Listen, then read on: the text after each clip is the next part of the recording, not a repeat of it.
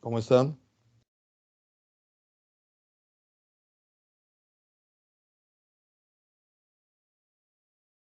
¿Me logran escuchar bien?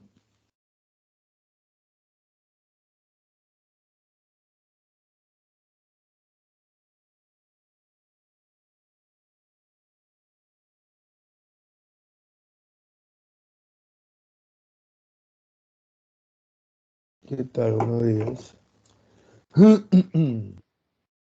A ver, tampoco atrasado, creo. Ah, ya, gracias. ¿Qué tal, Mariori? ¿Qué tal, Lucero? ¿Cómo estás, Fresley? Hola, André. ¿Qué tal? Vamos a ver el día de hoy el tema acerca de fascismo, ¿ya? Vamos a tratar de entender de qué trata el fascismo. Vamos a hacer la clase de esta manera. Vamos a definir primero el fascismo, ¿está bien? Luego vamos a explicar, ¿qué tal, Ronald? Vamos a explicar luego por qué surge el fascismo, ¿está bien? Vamos a explicar luego por qué surge el fascismo. Vamos luego a ver las características del fascismo, ¿ya? Y ahí vamos a pasar a hablar sobre Mussolini y sobre Hitler, ¿está bien? Porque cuando uno toca este tema, por si acaso aún no estoy compartiendo el PPT, cuando uno toca este tema sobre fascismo, por lo general Hitler opaca a Mussolini. Es el número uno, ¿no? ¿Qué tal, Juan? ¿Qué tal, Lucas? Y número dos, aparecen preguntas como la clásica, ¿no? ¿Por qué Hitler odiaba a los judíos? ¿Ya? O un derivado de esa pregunta es ¿por qué los nazis odiaban a los judíos? Como forma de introducción, ya para iniciar la clase en sí, hay que entender que Hitler y Mussolini son los líderes de partidos radicales. Y esa es como una especie de introducción nada más. Pero uno es radical en relación a algo que existe. O sea, tú no radicalizas ideas no existentes en la sociedad. Tú radicalizas ideas existentes en la sociedad. ¿Ya? Es como decir, el caso de Perú cuando jugó con Brasil. ¿Se acuerdan? Cuando Perú juega con Brasil por las eliminatorias para Qatar, hace unas semanas atrás, y Perú pierde 4-2. Una de las cosas que movió mucho al- al- a la hinchada peruana, ¿ya? Es que se culpó de la derrota al árbitro, al árbitro, y para que la cosa se empeorara, el árbitro era chileno. Y tú sabes que nuestra relación con Chile no es de las mejores en el plano futbolístico. Entonces, comenzó desde las redes sociales y desde la transmisión de la televisión a incitarse a un odio hacia el árbitro chileno, ¿no? Que es chileno, que nos está arrinconando, nos está haciendo perder el partido. Y a lo que quiero llegar es que terminó el partido, las redes sociales reventaron, ¿no? ¿Ya? Las redes sociales reventaron y comenzaron, entre bromas y medias verdades, a incitar hacia una violencia hacia el árbitro, ¿no? Incitar a la violencia hacia el árbitro. En el transcurso de las horas, comenzaron hasta a enviar la ubicación del hotel donde está el árbitro. Seguían pasando las horas y yo me acuerdo que llegaron hasta enviar el itinerario del árbitro en el Perú, o sea, a qué hora terminaba su estadía en el hotel, a qué hora salía su vuelo, de qué hora a qué hora iba a estar en el aeropuerto. Y llegó un momento, no sé si a ustedes les llegaron a pasar, que llegó a mi WhatsApp y yo entre el grupo de amigos que tengo en el WhatsApp, no tengo personas muy radicales, no tengo amigos radicales. Le iban a pasarme, pues, espero que sea una broma, pero todos los datos del árbitro chileno, como su dirección, no sé si habrá sido real o no, su dirección, dónde trabaja, dónde vive, su número de DNI, el número de los hijos, cuántos hijos tiene, el nombre de su esposa. Y si te pones a pensar, eso es algo delincuencial, porque si en realidad eso fue así, es delincuencial. Porque créeme que la integridad de nadie, nadie se puede poner en riesgo solo por un partido de fútbol. Nadie. Yo no puedo ir justificando la violencia aun cuando eso lleve a país a un mundial. ¿Entiendes? Pero todos fuimos partícipes de eso, ya sea por transmisión del mensaje, por likes, por carita feliz o simple y llanamente porque no lo criticamos. Ahora tú dirás, profe, ya le entendí. ¿Qué tiene que ver eso con la clase? Chicos, si fuimos capaces de transmitir el mensaje de odio contra Bascuñán, si fuimos capaces de darle like a alguno de esos mensajes de odio contra Bascuñán, o si fuimos capaces de simple y llanamente dejarlo pasar y no criticarlo, chicos, mira lo que fuimos capaces. Y nuestra justificación, un partido de fútbol. Ahora imagínate que la justificación sea que ese grupo de personas, tu economía la está quebrando y que por lo tanto los judíos son los culpables de tu crisis económica. ¿De qué crees que serían capaces los alemanes? Si nosotros por un partido de fútbol,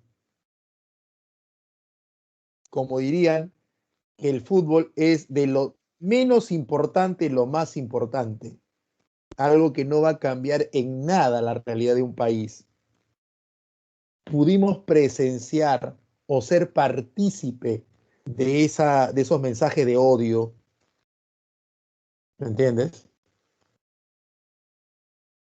Entonces imagínate.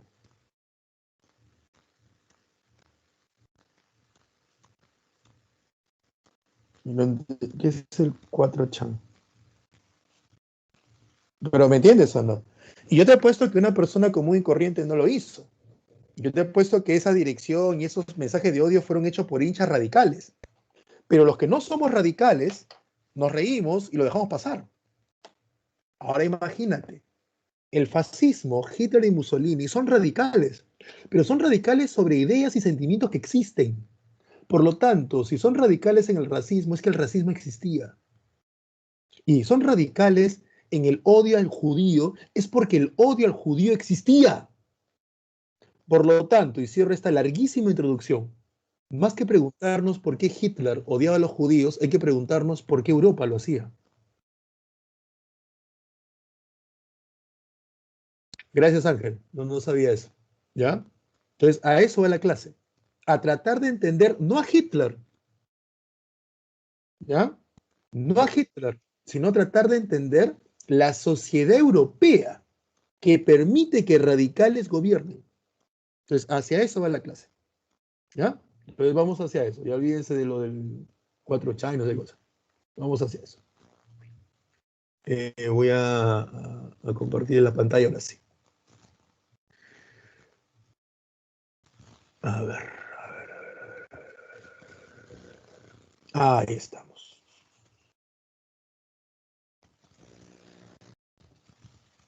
Entonces, vamos primero con el fascismo.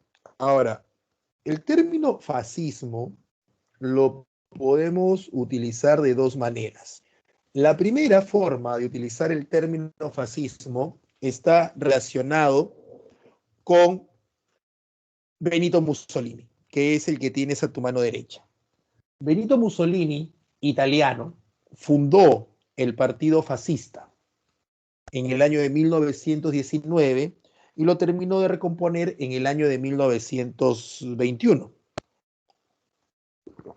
El partido fascista italiano lleva ese nombre en relación a su símbolo. El símbolo del partido fascista italiano es más famoso el símbolo de Hitler que el del fascismo italiano. El símbolo del fascismo italiano es un hacha rodeado de varas. Esa hacha rodeada de varas era un emblema de poder en la antigua Roma, en la Roma de los emperadores, en la Roma republicana del siglo I, II, III antes de Cristo. Esa hacha rodeada de varas era el símbolo del poder del cónsul romano, ¿ya? Del cónsul romano. Era su símbolo de la vida y la muerte. Benito Mussolini, que era un ultranacionalista italiano, otra característica de todos los fascistas ultranacionalistas, toma como símbolo de su partido un objeto de su historia a la cual él sentía representar. Y esta historia vendría a ser la historia del Imperio Romano. Los nacionalismos que surgieron en el siglo XVIII y XIX, siendo Hitler y Mussolini representantes del radicalismo nacionalista, que se conoce como chauvinismo, tenían esa característica y tienen esa característica los nacionalismos. ¿Cuál característica? El buscar en el pasado de un país un momento en ese pasado que ellos sientan que representa toda la historia y lo toman como punto de partida. En el caso de los italianos, lo hacían con el Imperio Romano. En el caso de nosotros los peruanos, lo hemos hecho con el Imperio Inca. Si te das cuenta, en los colegios de primaria, cuando te enseñan historia, arrancan con la historia de los incas. Con eso arrancan, con la historia inca. Porque la idea de enseñarte historia en el colegio no es que sepas la historia, es que sepas nuestro pasado en relación a crearte una identidad de nación. O sea, que el alumno no se memorice quiénes son los incas, sino que entienda que los incas forman parte de nuestro pasado y que te sientas orgulloso de él.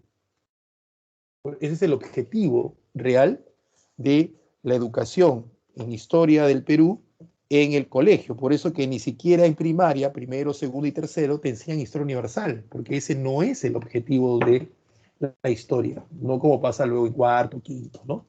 O en secundaria. Entonces lo que están forjando a través de la historia es la idea de identidad. Y en el caso peruano, la idea de identidad pasa por la historia de los incas. En el caso de aquí de nuestros amigos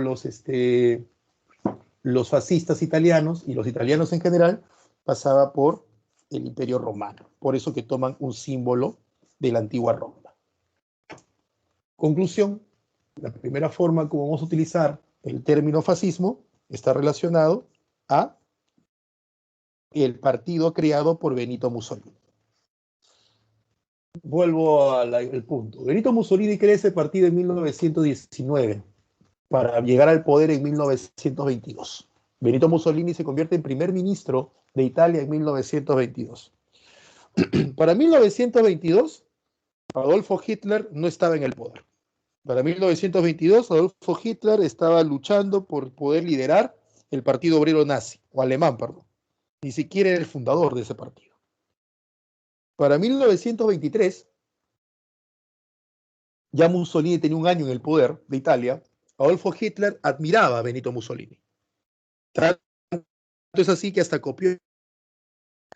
Un ejemplo de la copia de Adolfo Hitler sobre Benito Mussolini fue el saludo, ese famosísimo saludo con la mano derecha levantada y la palma abierta hacia abajo. En realidad es un saludo romano, es un saludo que los antiguos gladiadores o los antiguos soldados le realizaban al emperador, y por lo tanto es un saludo italiano. Adolfo Hitler le gustó, lo copió y lo estableció dentro de su partido. Tanto es así que ese saludo se ha convertido en el saludo fascista hasta la actualidad, cuando en realidad era romano. Hitler para 1923 trata de imitar a Mussolini y realiza un intento de golpe de Estado, golpe que fracasa. Hitler recién llegará al poder en 1933, o sea, 11 años después que Mussolini. Y el partido que Hitler funda y que establece tiene muchas semejanzas con el partido de Mussolini. Por lo tanto, cuando aparecen partidos muy parecidos al de Mussolini, a estos partidos también se le llama partidos fascistas. Es decir, la palabra fascismo ahora toma otro significado, ya no relacionado directamente con el fascismo italiano fundado por Benito Mussolini, sino que ahora también se le llama fascismo a todo partido, sin importar dónde, que ha sido o que tiene características semejantes a la de Mussolini. Por lo tanto, si alguno de ustedes conoce un partido en el Perú que tenga las características que hoy te voy a comentar parecidas a Mussolini, podríamos decir que ese partido es un partido fascista, aun cuando sus fundadores y miembros tal vez ni conozcan a Mussolini, en su vida han escuchado de él, pero por sus características muy semejantes a la del partido de Mussolini, lo llamaríamos que es un partido fascista. Así que el fascismo se convierte en un término más general, ¿ya? Por eso que no te llame la atención y que no te parezca raro que te digan que el partido de Hitler es un partido fascista. Tú dirás, no, pero un momentito, fascismo es el de Italia nada más. No, es que ya lo está utilizando en su segunda acepción, como un término más general. ¿Está bien? Entonces ahora vamos a pasar a explicar cómo nacen estos partidos. Pero antes voy a ver si tienen alguna duda, alguna pregunta.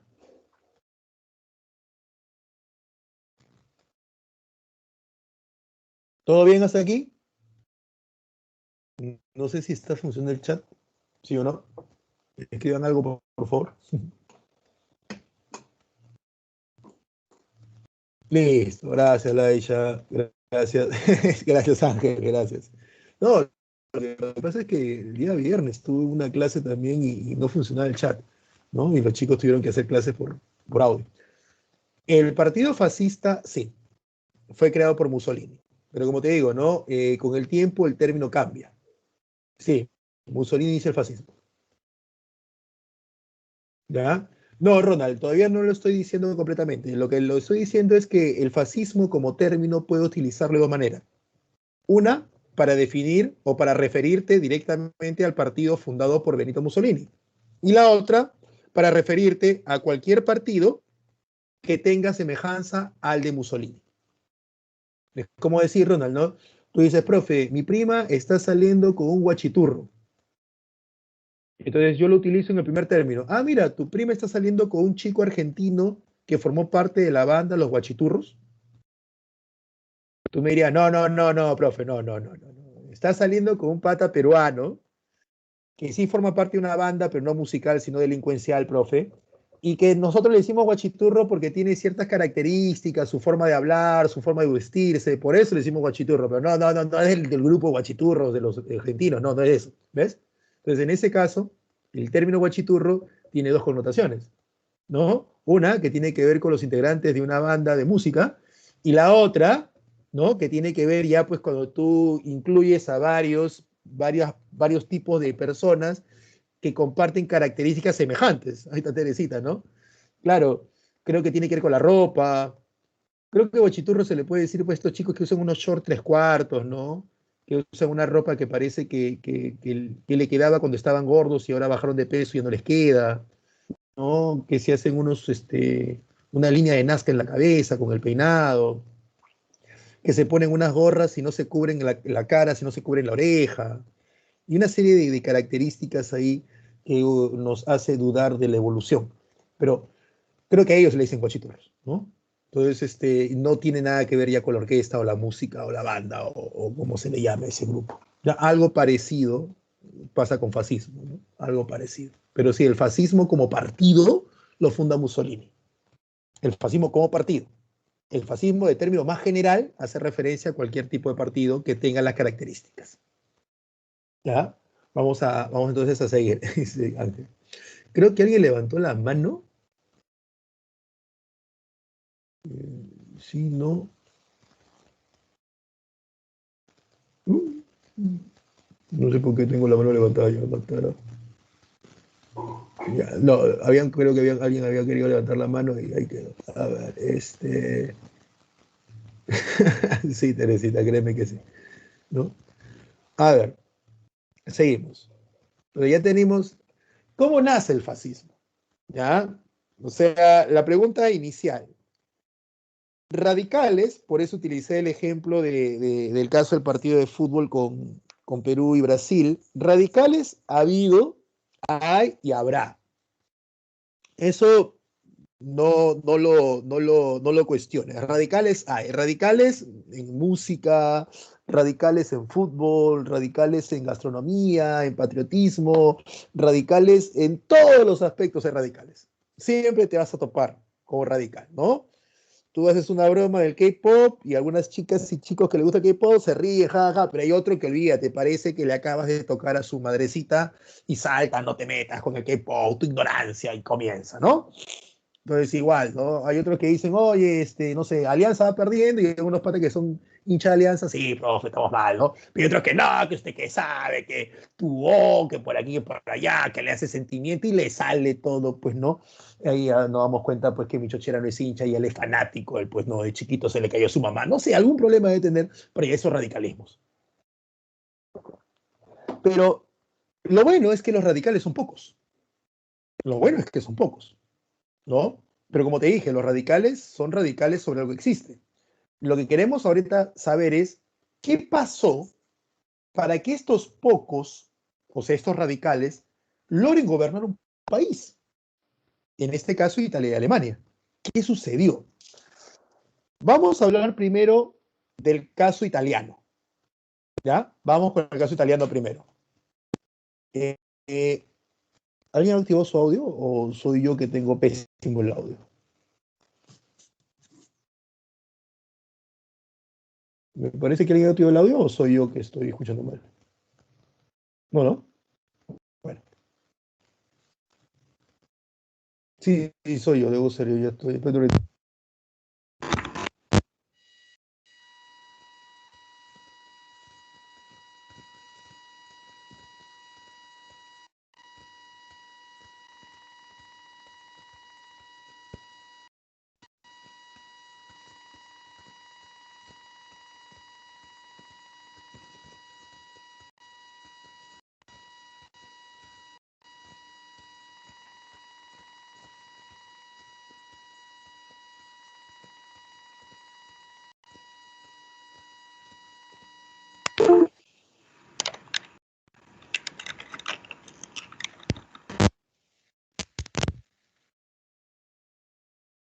¿Se me escucha bien?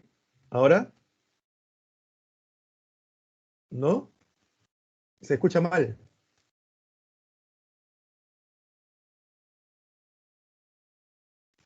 Sí, qué raro. ¿Ahora todo bien? ¿Ahora mejor? ¿Sí? Listo, entonces sigamos. Ya se escucha, perfecto. Cuando haya ese problema, por favor, hágamelo saber, ¿ya? Y se estoy hable como loco y ustedes no están escuchando absolutamente nada. Ya, listo. Entonces, voy a explicar cómo, principalmente para el fascismo italiano, ¿sí? Para el fascismo, cómo se origina. A ver, como recordarán, Italia participa en la Primera Guerra Mundial, pero no participa en el bando que inicialmente debía hacerlo, ¿no? Italia se mantiene fuera de la guerra por un año, le dice a Alemania, perdóname, pero yo no pensé que íbamos a ir a una guerra, y lo dejó a los alemanes varados, ¿no? Y se pasa al otro bando, más traidor. Italia se cambia de bando bajo la promesa de que le van a dar territorios al final de la guerra. Cuando termina la guerra, no le cumplen a Italia lo que le prometieron. Hay que tener en cuenta que Italia no era una potencia europea, ¿ya? No es la Italia del Imperio Romano, no es la Italia de la época de los venecianos y genoveses de finales de Edad Media.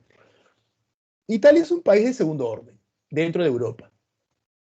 Italia, pues como le digo, no es una potencia. Entonces cuando Italia dice, oh, ¿qué fue? Me prometieron algo, Inglaterra y Francia de arranque le ponen el parche y le dicen, acepta lo que quieras, o sea, más no te vamos a dar. Y si no te gusta, bueno, pues ¿qué vas a hacer?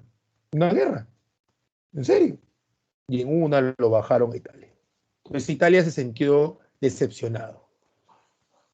Otro caso, otra situación que debemos tener claro de Italia es que Italia va a tener una gravísima crisis económica producto de la Primera Guerra Mundial porque los italianos se enfrentaron a los austriacos, sus antiguos aliados durante la guerra, sus enemigos, y al enfrentarse a los austriacos, Austria queda al norte de Italia. Entonces, el norte de Italia se convertirá en escenario de guerra. Y el norte de Italia, desde el punto de vista económico, es mucho más próspero, económicamente hablando, que el sur. El norte de Italia es donde hay fábricas, industria, es como decir la costa peruana, mientras que el sur de Italia es donde vamos a encontrar la agricultura, la ganadería, es como decir la sierra y la selva peruana, o sea, en el aspecto económico me refiero. Si el norte de Italia, que es donde están los bancos, la industria, las fábricas, va a ser escenario de guerra, ya te imaginarás cómo quedó ese norte, ¿no? Muy destruido, muy golpeado. Entonces Italia sale de la guerra con la región norte muy golpeada, muy destruida, tienes que reconstruirla y encima no con la recompensa prometida. Conclusión, Italia tiene una crisis económica muy fuerte. Esta crisis económica se ve reflejado en despidos, cierres de fábricas, cierres de industrias. Y los italianos se hacen una pregunta muy simple, ¿no? ¿Por qué estamos tan mal si ganamos la guerra? ¿Ya? A eso agrégale un plus más. Cuando termina la guerra, obviamente el ejército italiano va a dejar libre a más del 70% de sus soldados. ¿Por qué? Porque se supone pues que si ya no estás en guerra, ¿para qué sostener tanto ejército? O sea, si tú tienes un ejército, un ejemplo, de 100, cuando entras a la guerra debes tener un ejército de 500 para poder estar en guerra. Pero una vez que terminó la guerra, debes volver al número inicial de 100. Entonces 400, chao a sus casas.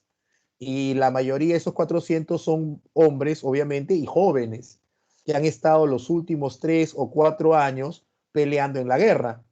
Ahora que regresan a Italia, vuelven a ser civiles, tienen que buscar cómo ganarse la vida, porque en la época de guerra ganaban un sueldo por ser soldados. Ahora que vuelven a la vida civil, ¿de qué van a vivir? Entonces tienen que hacer cola para buscar trabajo. El problema es que no hay trabajo. ¿Por qué? Porque Italia está quebrada, ¿ya? Y tienen que hacer cola como cualquier otro. Y acá viene el sentimiento, ¿no? Un sentimiento supernacionalista y un sentimiento de superioridad. El soldado se diría, ¿por qué yo debo hacer cola si yo peleé para que todos ustedes no vayan a la guerra? Y yo peleé para que ustedes tengan una vida decente. O sea, su tranquilidad y la prosperidad que ustedes italianos han vivido, me la deben a mí y a muchos como yo que peleamos y han muerto en la guerra. ¿Por qué debo hacer cola? Pues todos esos sentimientos están en una Italia muy golpeada, muy golpeada. Benito Mussolini, desde finales de la guerra, comienza a publicar un periódico que se llama El Pueblo Italiano y comienza él a enarbolar, comienza él a decir pues que Italia puede mejorar, que Italia debió mejorar, ¿no? Que el nacionalismo, que la izquierda está retrasando a Italia. Y entonces Benito Mussolini, al utilizar términos nacionalistas, va a tener mucha cabida dentro de un sector de Italia, en especial del sector militar, porque los militares son nacionalistas por naturaleza, más aún los que han regresado de la guerra, ¿ya? Un ratito, quiero ver si estoy bien.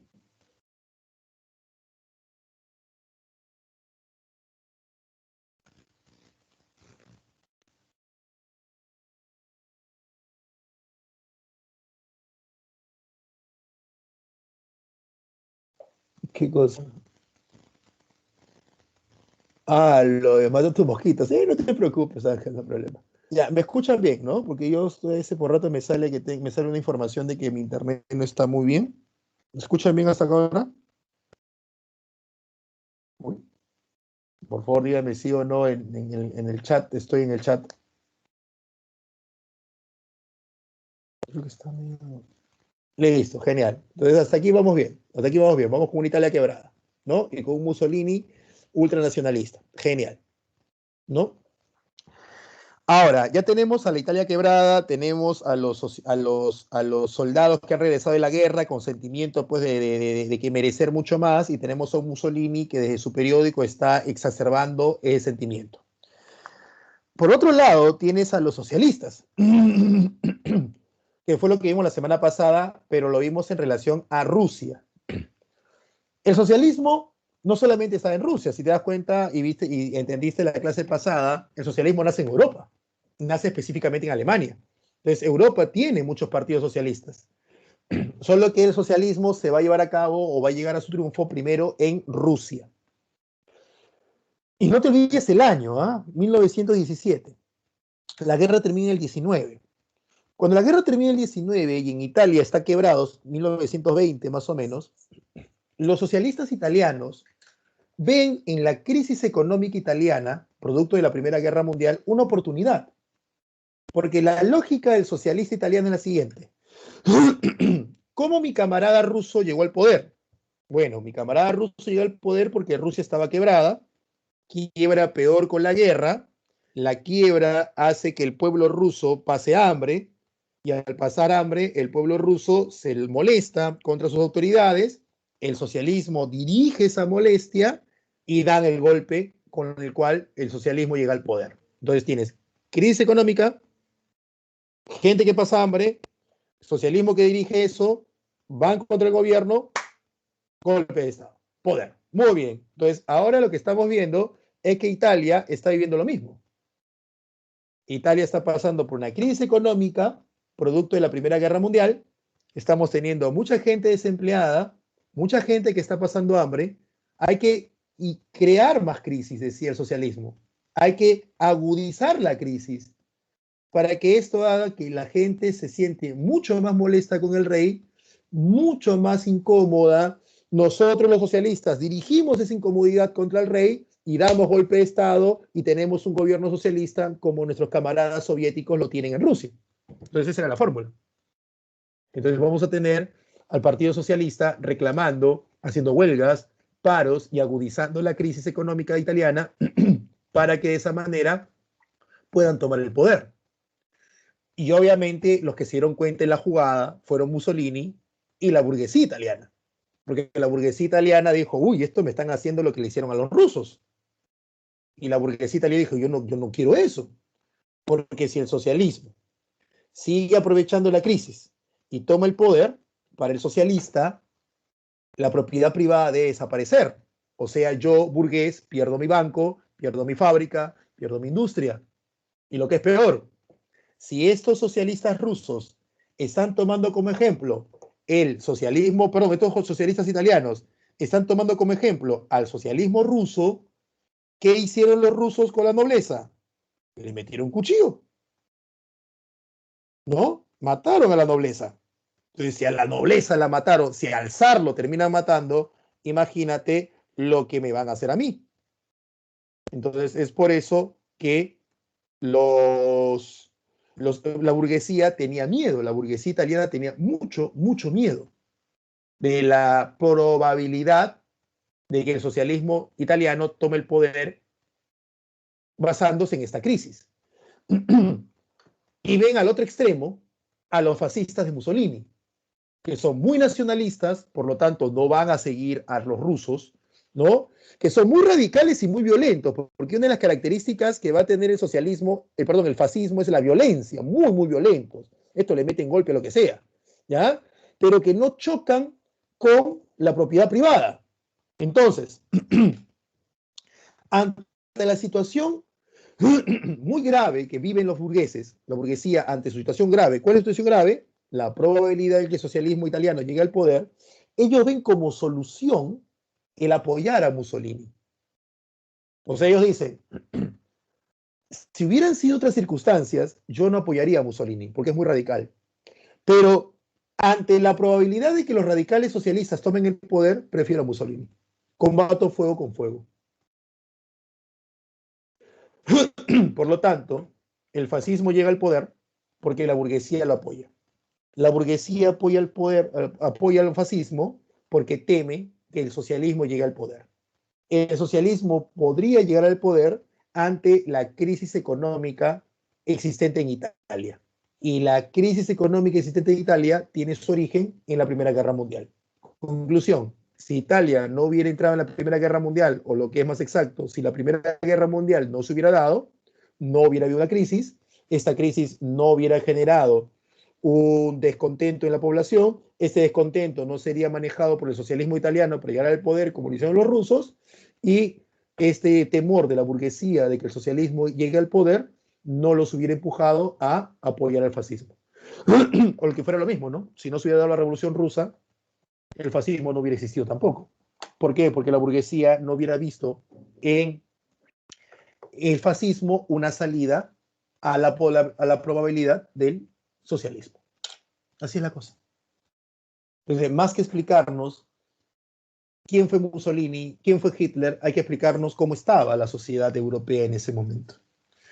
En el caso de Hitler la cosa es distinta hasta cierto punto. Termina la guerra mundial, Italia está quebrada. Es más, Italia es la gran perdedora en la Primera Guerra Mundial, 1919, 1920, le hacen firmar el Tratado de Versalles, 1921, aparece Hitler en la escena política, pero provincial. Para 1923, Hitler quiere un golpe de Estado. Hitler, imitando a Mussolini, que hizo su famosa marcha sobre Roma, Hitler quiere imitarlo y llegar al poder. El problema es que para 1923, Alemania ya no estaba en crisis. Alemania había tocado fondo y estaba levantando cabeza. Estaba saliendo de la crisis. Por lo tanto, si Alemania está saliendo de la crisis, la probabilidad de que el socialismo alemán tome el poder aprovechándose de la crisis desaparece, porque la crisis ya no está existiendo. Está Alemania saliendo de esa crisis.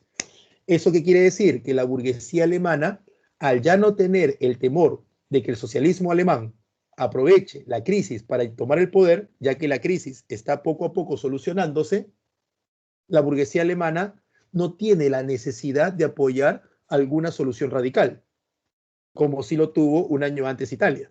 Entonces, Alemania no va a aceptar a un Hitler porque no necesita a un fascista, no necesita a un radical en el poder, ya que la crisis no está siendo tan grave y por lo tanto la posibilidad de que el socialismo alemán tome el poder como era posible, disculpa la redundancia, en Italia, no está. Hitler es metido preso, Hitler sale de la cárcel, Hitler entiende cuál ha sido la situación, Hitler se da cuenta que necesita hacer alianzas y negociaciones con la clase política alemana, una clase política muy aristocrática, muy conservadora, muy basada en el ejército, ¿ya? Y Hitler comienza sus negociaciones 1924, 1925, 26, 27. Para 1929 Alemania había recuperado en números la grandeza que tuvo antes de la Primera Guerra Mundial. En números Alemania estaba muy bien, en números. La diferencia es que para 1929 Alemania había recuperado estadísticamente su economía, pero mucha de su economía se basaba en los préstamos. Entonces, cuando se da el crack de 1929, la caída de la bolsa de valores de Nueva York, muchos de los préstamos alemanes provenían de Estados Unidos. Y ahí viene el problema, pues. Cuando Estados Unidos quiebra, Alemania quiebra y toda la economía alemana se cae. Alemania en 1929 y 30 vuelve a experimentar la crisis que Alemania vivió en 1920. Pero esta vez tienes a un Hitler mucho mejor preparado, mucho mejor conectado con las clases políticas alemanas, un Hitler que ya es conocido. Tienes además un plus en Alemania, Italia. Mussolini viene gobernando Italia y no lo está haciendo mal. Hitler es visto por la burguesía alemana como la versión alemana de Mussolini. Entonces, cuando la crisis se da en el 29 y Alemania quiebra horriblemente en el 30-31 y la posibilidad de que el socialismo alemán surja, vuelve a aparecer esa posibilidad, la burguesía alemana la política alemana, la clase política alemana conservadora, militar, ¿no? Ve en Adolfo Hitler una posibilidad, como la burguesía italiana lo vio en Mussolini. Y más aún, porque la burguesía alemana ve que esa posibilidad que Italia utilizó, que fue Mussolini, sí le ha servido. Entonces ellos consideran que Hitler sí les va a servir. ¿Es radical? Sí. Su pensamiento no lo compartían muchos, es verdad, pero la burguesía alemana, la clase política conservadora alemana y el ejército alemán, que van a apoyar a Hitler para que asuma el poder, porque lo ven como la única solución ante la probabilidad socialista, consideran que lo pueden manejar, consideran que lo pueden reprimir, consideran que lo pueden controlar, ¿no? Es como comprarme un pitbull, ¿ya? Para evitar ladrones, pero el pitbull pues que me han vendido es un pitbull rabioso, ¿no? Pero yo creo, yo considero que lo puedo tener a raya, con tal que me sirva para evitar a los ladrones. El problema, como veremos, es que no lo pudieron controlar y se les salió de control. Y es así como Hitler llega al poder en el 33. ¿Entiendes? Entonces, las crisis económicas generan un temor en un sector de la población, en este caso de la burguesía, y el temor es que el socialismo llegue al poder. Entonces, la burguesía considera que prefieren 1000 veces a un fascista, llámese Hitler o Mussolini, que a un socialista. Por eso es que el socialismo llega al poder. ¿Ya? Y vuelvo a insistir, esta explicación es una explicación de proceso, es una explicación de análisis de la sociedad europea, más allá de saber pues si Hitler, su papá era judío, si un judío le pegó de chiquito, qué trauma tenía, no, no, no. Acá lo que tenemos que analizar es a la sociedad. Hay que entender esto como macro, ¿ya? Una vez que lo entendiste como macro, ya puedes irte a ver la vida de Hitler, pero primero hay que entender como macro. ¿Está claro? Entonces vamos a pasar a lo siguiente. Las características, pero antes de eso voy a ver si tienen alguna pregunta. ¿Se entendió bien en la explicación? Claro, Fresly, no hay problema. El crack del 29, a ver, Alemania quebró hasta 1921, ¿ya? Hasta 1900, a ver, Alemania, resumen, ¿estamos de acuerdo? Escúcheme. Primera Guerra Mundial, ¿ya? Primera Guerra Mundial. Cae Alemania.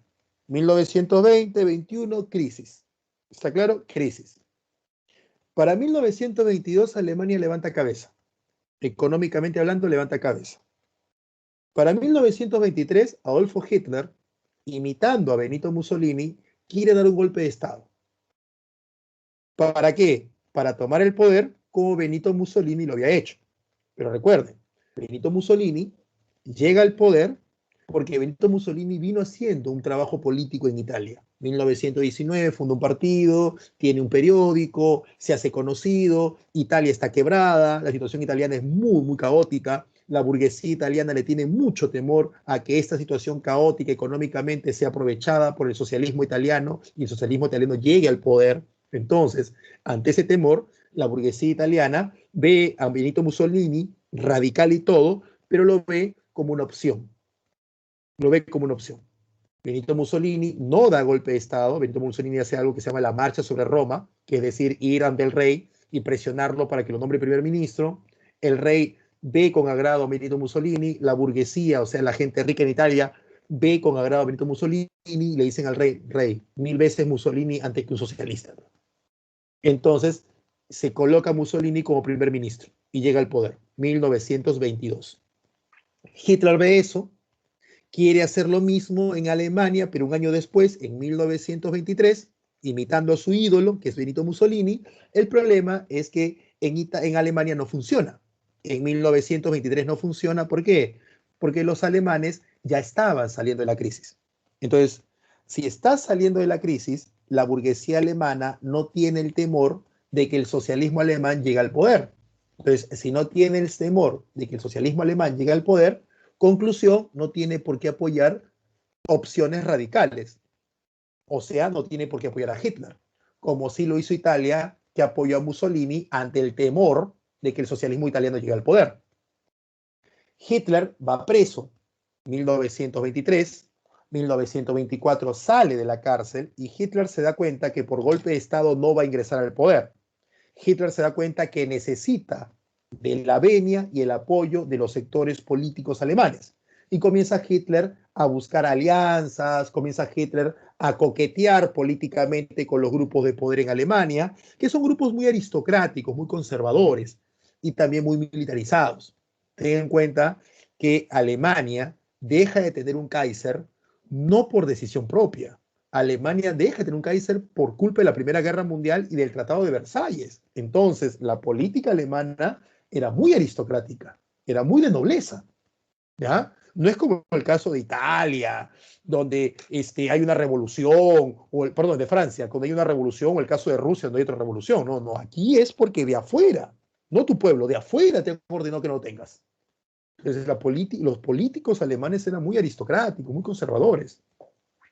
Y cuando ven la posibilidad en 1929, el crack de 1929, Estados Unidos quiebra y Alemania quiebra con Estados Unidos, en realidad el mundo entero, pero principalmente Alemania, porque Alemania había desarrollado una economía próspera, pero en base a préstamos, que obviamente le hacía el préstamo a Estados Unidos.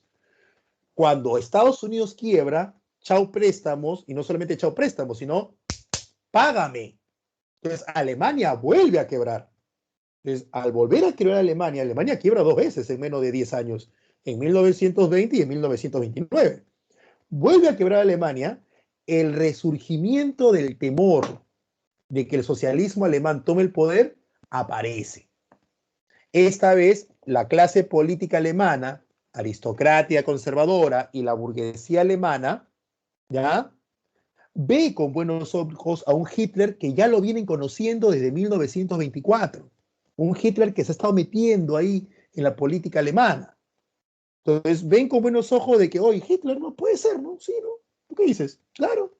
Porque ven que la opción fascista le ha resultado a Italia con Benito Mussolini. Hoy dicen, mira cómo a Italia sí le resultó. Sí, bueno, ya pues.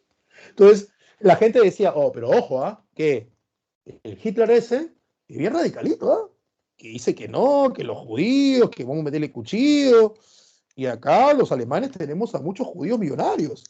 Entonces, ¿qué dijeron los alemanes? Mira, vamos a hacer una cosa. Vamos a ayudarlo a Hitler que llegue al poder, pero se la ponemos clara, pues, ¿no? Que solamente se dedique a acabar con el socialismo. Nada más. Que no se meta con los demás. Entonces, la burguesía alemana, ¿ya?, cree que puede controlar a Hitler. Cree que lo puede dominar. Por eso es que lo apoya y le permite que sea canciller y luego permite que su partido llegue al poder. ¿Me entienden? Porque prefieren a Hitler que al socialismo alemán. Son conscientes que Hitler es muy radical. Son conscientes de que tiene idea que la burguesía no comparte. Pero vuelvo a insistir, prefieren a Hitler que a el socialismo. Prefieren a Hitler que a Stalin metido en Alemania a través del Partido Socialista Alemán. ¿Me entiendes? Pero son conscientes de que Hitler es muy radical, pero ellos creen que lo pueden controlar. Cosa que al final nos dimos cuenta que no pudieron. Entonces, si no se hubiera dado una crisis económica, primero por la Primera Guerra Mundial y luego por el crack del 29, no hubiera habido la probabilidad de que el socialismo llegue al poder y un sector de la burguesía, primero italiana y después alemana, no hubiera visto como solución radical el ascenso al poder del fascismo. El fascismo italiano en Italia, obviamente, y el fascismo alemán conocido como nazismo. Eso fue lo que pasó. ¿Alguna duda sobre eso, por favor? Que para eso estamos aquí, para quitarle todas sus dudas. ¿Se entendió esta explicación? Gracias, Teresita. Entonces, ya saben cómo es que llega Hitler al poder, ¿no? Entonces, ahí ya, gracias, Ronald.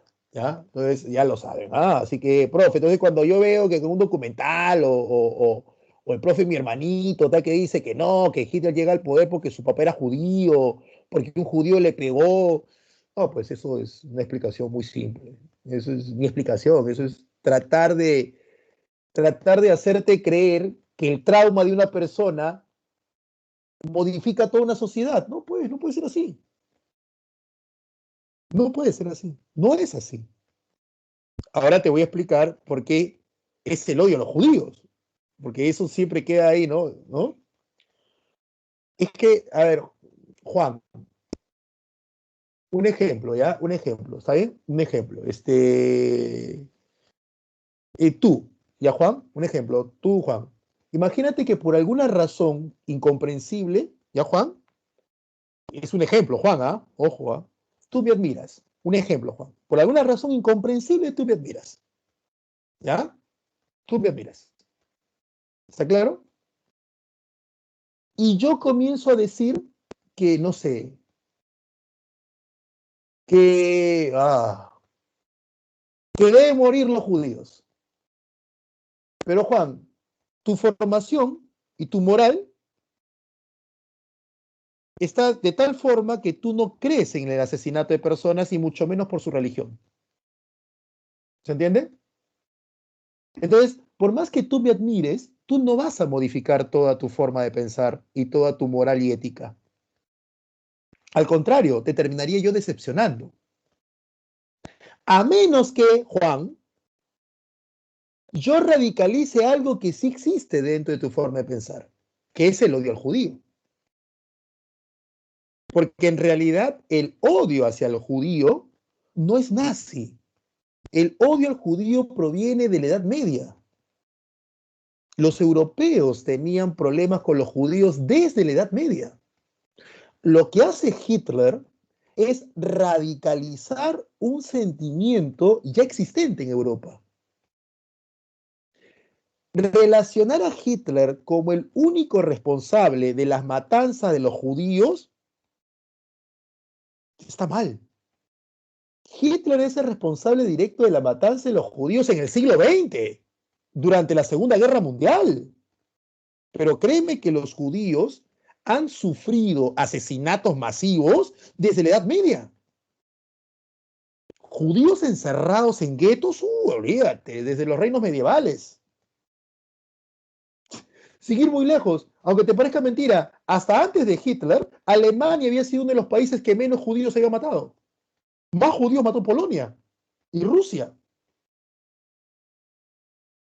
Hitler está llevando a la exageración, al extremo criminal, un sentimiento ya existente. Y la pregunta ahora cae por su peso. Profe, ¿por qué odiaban a los judíos? Porque los cristianos odiaban a los judíos. Ahí nace el odio judío, del cristianismo. ¿Entiendes? El cristianismo. El cristianismo es el que odia a los judíos. No te preocupes, Juan, acá estoy yo para quitarte esos rumores y explicarte bien. Porque si te das cuenta una cosa, chicos, según mi explicación que te acabo de dar, ¿quiénes serían los responsables de que Hitler llegue al poder? Por favor, escriba. ¿Quiénes serían los responsables de que Hitler llegue al poder?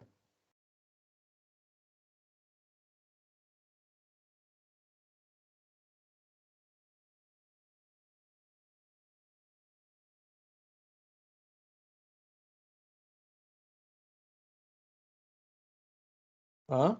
Gracias, José, gracias Laisha, gracias Karen, gracias Teresita.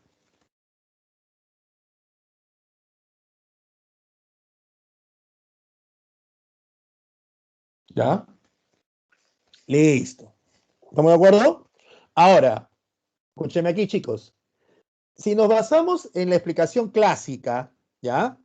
Exacto, Fresney. Ah, sí, gracias. Si nos basamos en la explicación clásica de que Hitler tenía traumas con los judíos y sus traumas, cuando llega al poder, comienza a matar a judíos.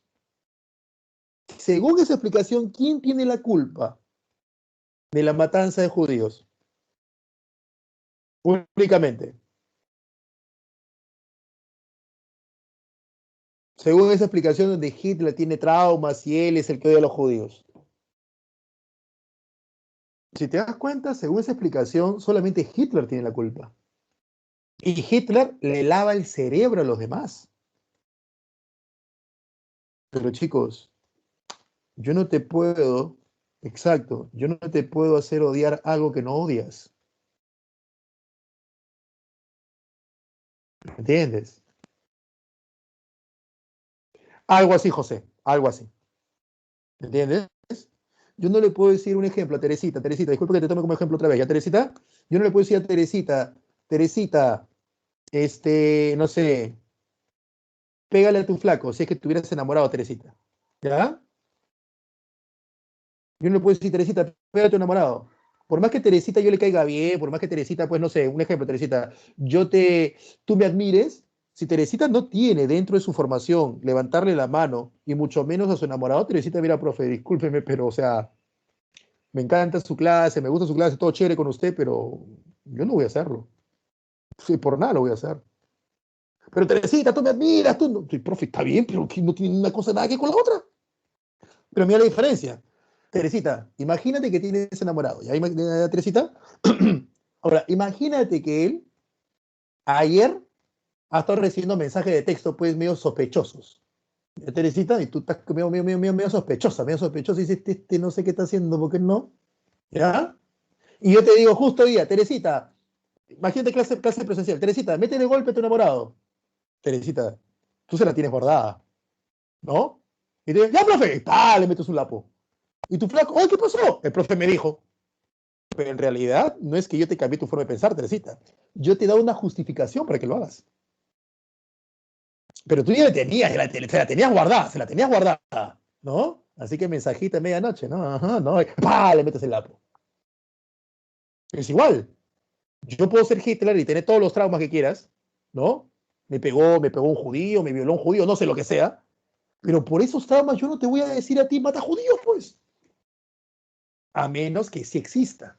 Ahora, ¿por qué los cristianos no querían a los judíos? Es una cuestión religiosa en realidad. En realidad los cristianos no aceptaban a los judíos porque los judíos no creen en Cristo. Entonces, como los judíos no creen en Cristo, no creían inicialmente en el cristianismo. Entonces, los cristianos, cuando se vuelven poderosos durante la época romana y de la Edad Media, los cristianos comienzan a perseguir a los judíos. En realidad, las primeras brujas eran judías, ¿entiendes? En realidad, los primeros en morir en la Santa Inquisición eran judíos. Lo que hace Hitler es llevar al extremo ese odio. Uno, dos, utilizar tecnología para matarlos, como los campos de concentración y las cámaras de gas. Tres, tenemos fotos y videos de ese genocidio, cosa que no tenemos en la Edad Media. Y cuatro, muchos de los historiadores, ¿ya? Le han culpado únicamente a los alemanes de la matanza de judíos y han exculpado a otros europeos en el pasado que también mataron judíos. Y ojo, no lo digo yo, ¿eh? El Papa Juan Pablo II pidió disculpas a los judíos por la matanza que los cristianos hicieron contra ellos. Exacto, Elisha. Hitler tenía formación cristiana. Y ahora tú me dirás, profesor, un ratito, yo soy cristiano también, cristiano católico, cristiano evangélico, y yo no odio a los judíos. Usted está equivocado ahí. Una pregunta, chicos, ¿cuántos de ustedes conocen más de 4 judíos? ¿Mm?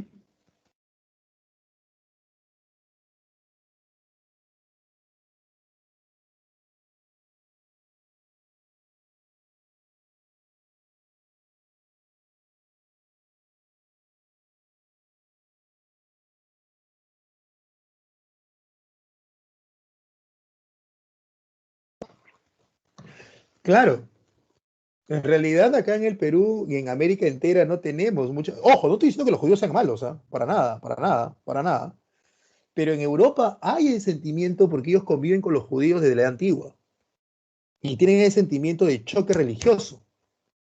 Acá en América no tenemos mucha presencia judía, América Latina. ¿Por qué? Porque los españoles, a través del virreinato, cuando establecen el tribunal perdón, la Casa de Contrataciones de Sevilla, impiden que personas de otra religión que no sean católicas vengan a América. Por eso que no tenemos mucha presencia de otras religiones aquí, ¿ya? Pero el sentimiento opuesto al judío tiene una raíz cristiana, lo cual no quiere decir que el judío sea malo, sino que el judío, por su religión, no aceptaba al cristiano, pues. Y ahí chocan. Ahora sí, obviamente, pero eso era antes. Y el sentimiento quedó, ¿no? Y el sentimiento quedó hasta el siglo XX. Un sentimiento donde cogen a los judíos como chivo expiatorio, o sea, como culpables de todo. En la Edad Media era igual, ¿no? Que si hay mala cosecha, sí, debe ser por culpa del judío que hizo pacto con el diablo y a quemar al judío. Que si la judía tenía su ropa más blanca, no era porque sabía lavar más, sino porque ella tiene pacto con el diablo, maten a la judía por bruja, y mataban a la pobre judía. O sea, ya era el colmo ya. Y ese sentimiento que quedó en la Edad Media, que quedó en la parte de la edad moderna, se sigue manteniendo en la contemporánea. ¿Ya? Entonces, el sentimiento antisemita u odio al judío, ¿ya? Se ve magnificado y se ve perenizado en videos a través de la matanza nazi hacia los judíos, pero ojo, no es lo mismo. La diferencia entre el socialismo y el fascismo es que el socialismo quiere acabar con la propiedad privada y el fascismo no. El fascismo no. El socialismo habla de igualdad, el fascismo no. En realidad, Grover, el fascismo no solucionaba la crisis, el fascismo solamente impedía que el socialismo llegue al poder a través de la crisis. El fascismo te daba la tranquilidad al burgués de poder solucionar la crisis sin el apuro de que el socialismo llegara al poder. Eso era, ¿no? ¿Ves como acá en Latinoamérica que utilizan a los militares para poner orden? Igualito. Bueno, acá vamos con las características y por ir terminando. Partidos totalitarios. ¿Qué significa eso? Que eran partidos que tomaban el poder total, no aceptaban la existencia o la presencia de oposición, ¿ya? ¿Qué más? Culto al líder, te adoraban a Benito Mussolini y Adolfo Hitler, los adoraban, ¿ah? Los veneraban esos tipos,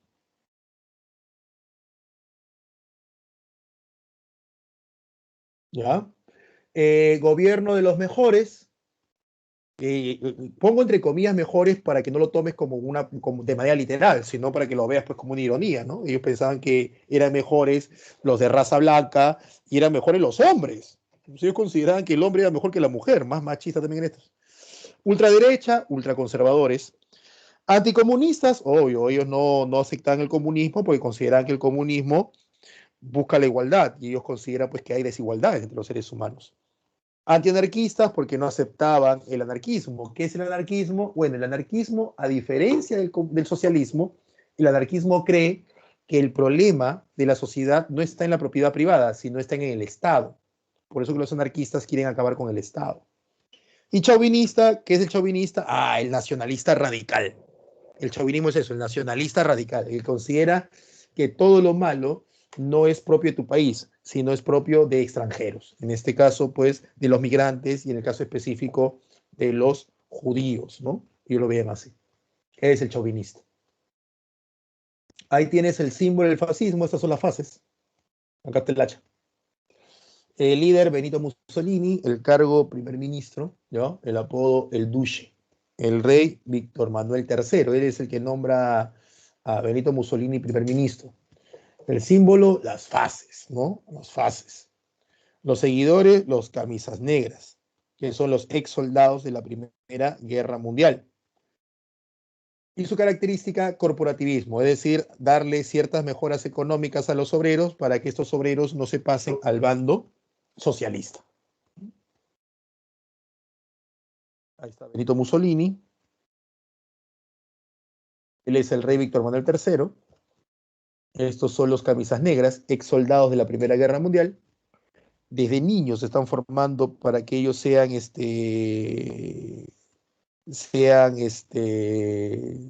camisas negras. Ahí están los chiquitos, están en su examen. Ahí están que se copian, mira. Pobrecitos. O el chiquito que tienes ahí no sabe y dice, ¿qué tengo que hacer? Ahí está. Mete la bala. El nazismo. ¿Ya? El nazismo, ese símbolo que tú ves ahí es un símbolo antiguo. Hitler no lo inventa, es un símbolo muy, muy antiguo. En realidad, Hitler lo toma del budismo. Es un símbolo ario antiguo, que significa esperanza. Imagínate, te lo tomó y lo desgració el pobre símbolo. La esvástica. ¿Mm? Hitler es canciller, el presidente Hindenburg lo nombra canciller, pero luego Hindenburg lo muere en el 34 y Hitler sigue con todo el poder. Los seguidores de la SA y la SA. ¿Qué es antisemitismo? Antisemitismo en contra de Sem, de los semitas. ¿Qué son los semitas? Los hebreos, los que crean la religión judía. Ahí está Hitler, ahí está Hindenburg. Esa es la SA. Ahí tienes a los camisas pardas o la SA y esa es la SS. Ahí lo tienes. Bueno, chicos, vamos con sus claves. Voy a sacar esto.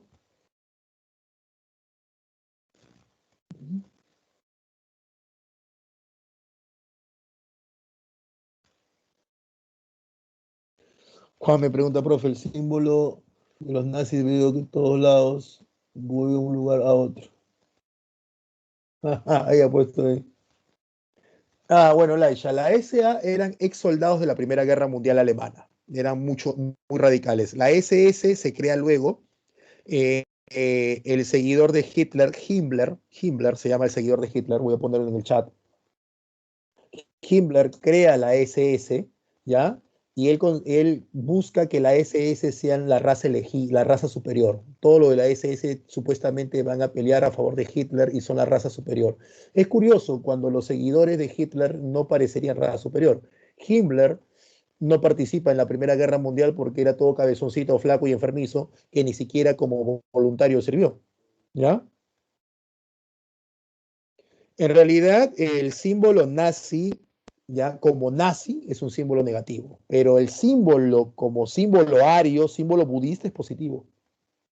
¿Ya? El budismo lo utiliza como sinónimo de esperanza. Solo que viene Hitler y lo ha modificado y en los últimos 70 años se le ve como algo malo, pero el budismo lo utiliza como un símbolo de esperanza, como algo bueno. Pero en el caso del budismo lo utilizan recto, o sea, derechito, no inclinado como Hitler. Pero de preferencia no se lo tatúen ni se lo pongan porque eso lo sabemos tú y yo, pero el resto de la sociedad no entiende que ese símbolo es muy antiguo y que Hitler lo malogró, ¿no? Y te van a ver mal por la calle, ¿no? Si es que alguien se coloca ese símbolo o alguien utiliza alguna prenda con ese símbolo, ¿no? Ese es el problema, ¿ya? Bueno, tus claves.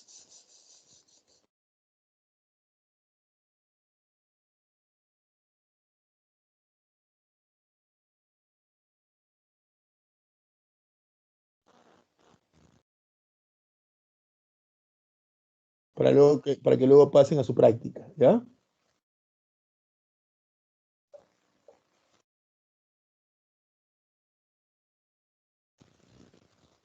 Ahí está, la pregunta número uno que dice, Rey de Italia que nombró al primer ministro Mussolini, Víctor Manuel III. Esa es la clave. De la pregunta número dos, la República de Weimar se relaciona. A ver, la República de Weimar, jóvenes, es el nombre que recibe la forma de gobierno alemán luego de la Primera Guerra Mundial. La República de Weimar va de 1919 hasta 1934. Ahí se llama República de Weimar porque es en el lugar llamado Weimar donde se establece la Constitución. Esta república va a tener dos presidentes. El primer presidente se llama Ebert y el segundo presidente Hindenburg. Siendo el segundo presidente Hindenburg el hombre que nombra canciller a Adolfo Hitler. ¿Ya? Esa es la República de Weimar. Luego dice, el antisemitismo se relaciona al odio hacia el judío, ¿no? El odio que les tienen al judío, antisemitismo. El fascismo recibe el apoyo de la burguesía. El hecho que causó el fascismo, la Primera Guerra Mundial, la crisis que nos deja la Primera Guerra Mundial.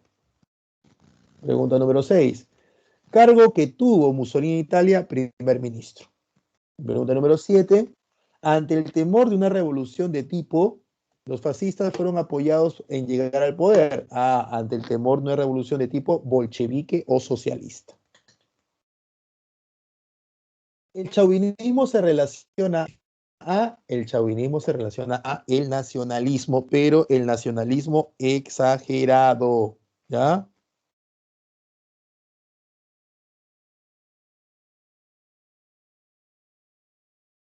Luego dice, 9, los partidarios, ¿ya? Los partidarios totalitarios los partidos, perdón, totalitarios y verticales que fueron promovidos por la burguesía en el periodo entre guerras se denominan fascismo. Principio del nazismo cuyo objetivo es la conquista de nuevos territorios para asegurar fuentes de materia prima y mercados. Ah, ese es el famoso Lebensraum o la teoría del espacio vital, el cual vamos a desarrollar mucho más extensamente en la siguiente clase que será sobre Segunda Guerra Mundial.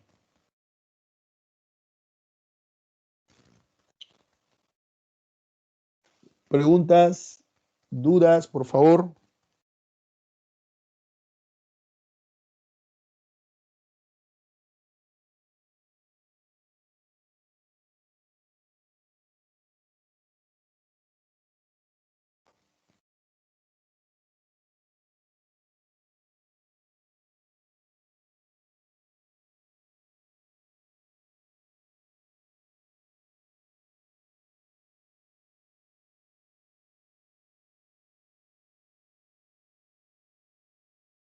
¿Alguna? A ver, dime.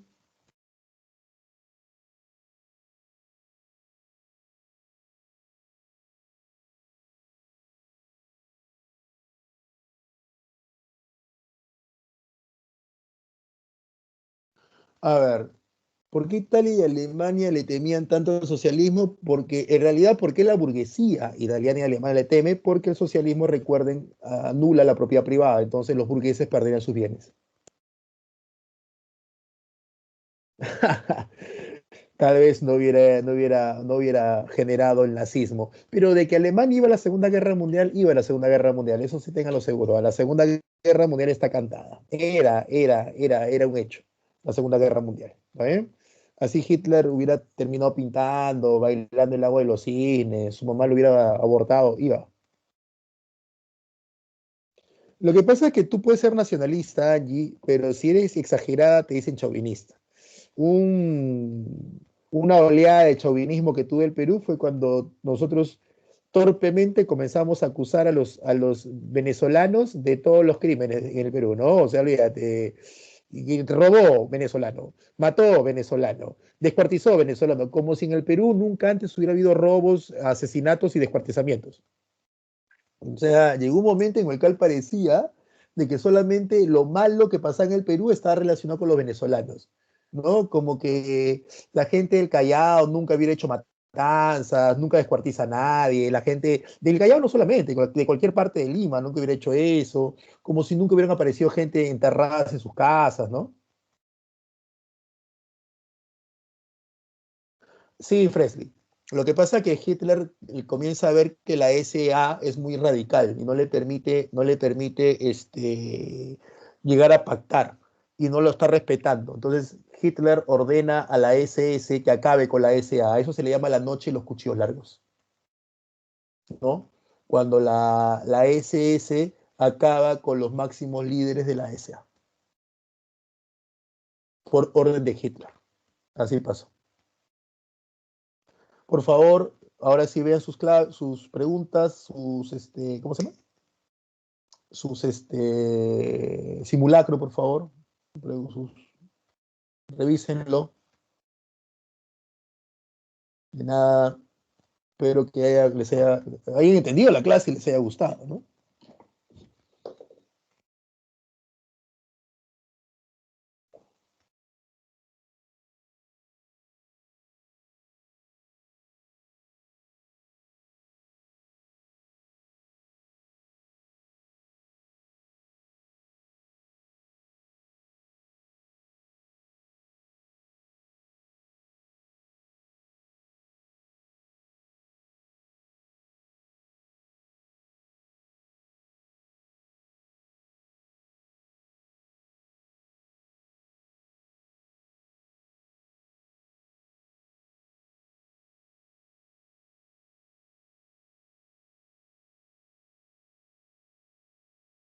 La causa económica del fascismo es la crisis que viven esos países.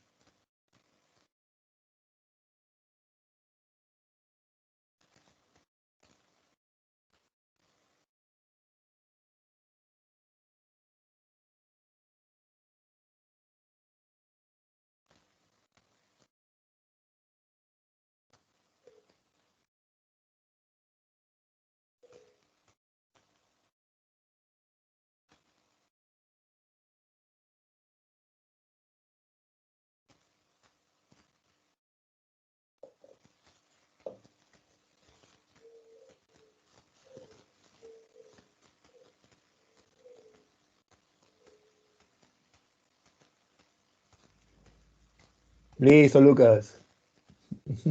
Nos vemos, cuídate. Listo, Fresly. Chao, María.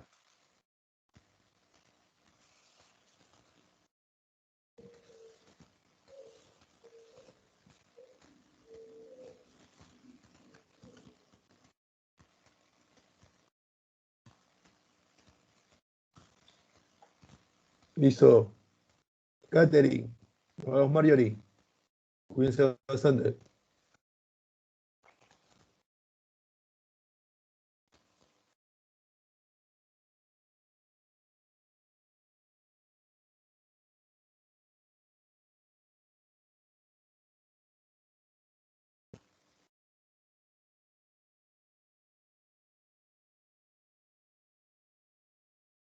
Si en el comunismo se da la meritocracia, sí, claro. Está mal eso de pensar que yo porque soy agricultor debo ganar lo mismo, o que soy obrero debo ganar lo mismo que un médico. No, eso no lo propone Marx, para nada. Solo que la aplicación del socialismo ha sido pésima.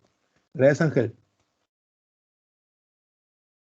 En realidad uno lee a Marx y no dice que uno debe ganar lo mismo sin importar que tú tengas un estudio o tengas mejor trabajo o tengas mayor o te esfuerces más. No debes ganar lo mismo. Como digo, la aplicación ha sido pésima.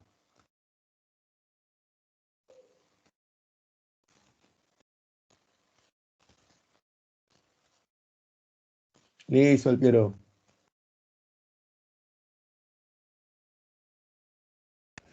Si alguno desea profundizar más, no, no hay problema, Juan. Tienes alguna pregunta. Si alguno desea profundizar más sobre esto, ¿ya? Los que entendieron, desean profundizar. Los que no han entendido muy bien, pueden preguntar, no hay problema. Pero si alguno desea profundizar más, yo les recomiendo que, bueno, libros, ¿no? Pero, profe, no tengo tiempo. Yo les recomiendo que busquen a este historiador en YouTube, ¿ya? Si es que deseas, obviamente, ¿no? Eh,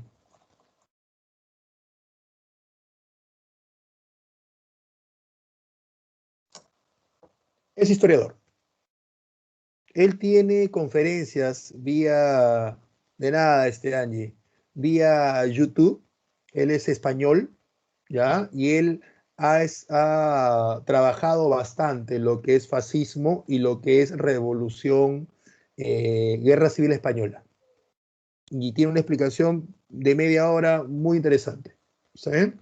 Entonces, si quieren ustedes profundizar un poquito más sobre el tema, porque tal vez les ha interesado o quieren aclarar algunas cosas más, ese historiador tiene, ahora por la pandemia, hizo conferencias online, ¿no? Y conferencias cortitas, media hora.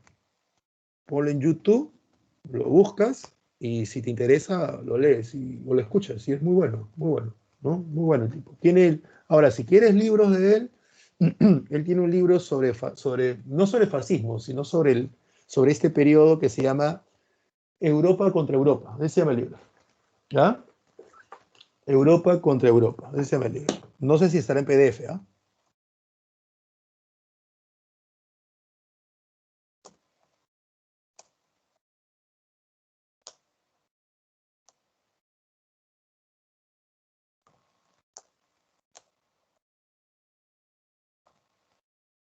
Ahí está. Ese es el título. De nada, Laisha. Cuídate. Ese es el título. Es un libro cortito, no es muy grande. Tiene, déjame ver, de información tiene 223 páginas, en realidad tiene 258, pero con la bibliografía, ¿ya? Créeme que es muy interesante. Lo consulto yo cuando tengo que hacer estas clases. Listo, Antonella, cuídate.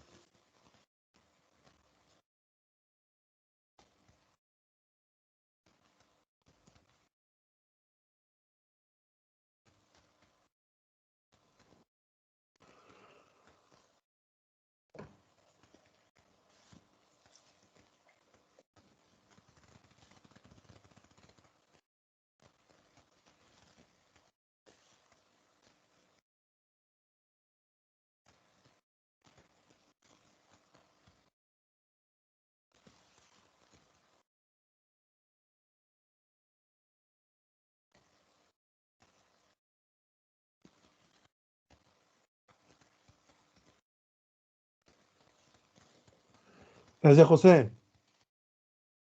Ángel, ya está puesta la teoría. Como yo les dije a ustedes, las teorías y las preguntas están puestas el día domingo. Yo ayer ya le he puesto.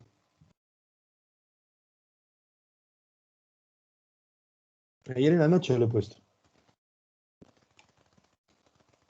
Así que denle una revisada y ahí la tiene, no hay ningún problema. ¿Ah?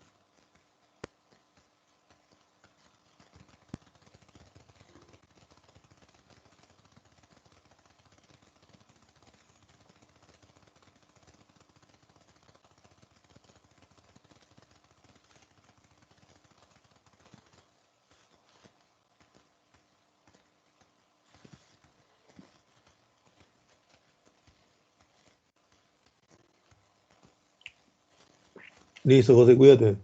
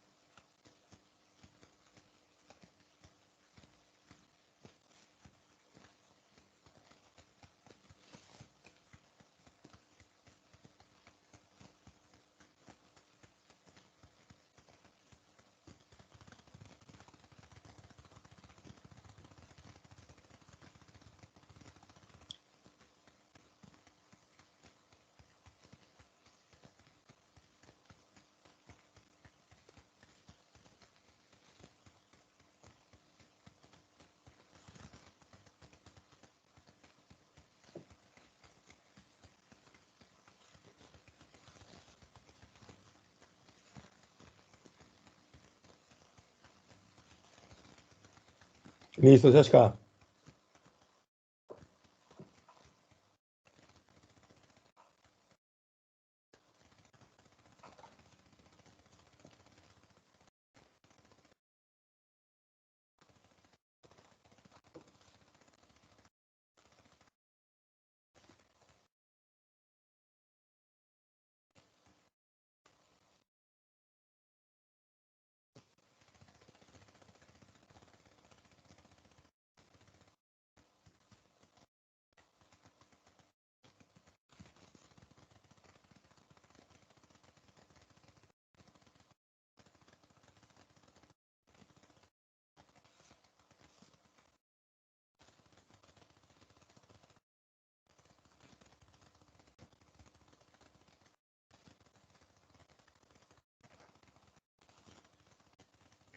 Bueno, chicos, nos vemos. Cuídense bastante, por favor.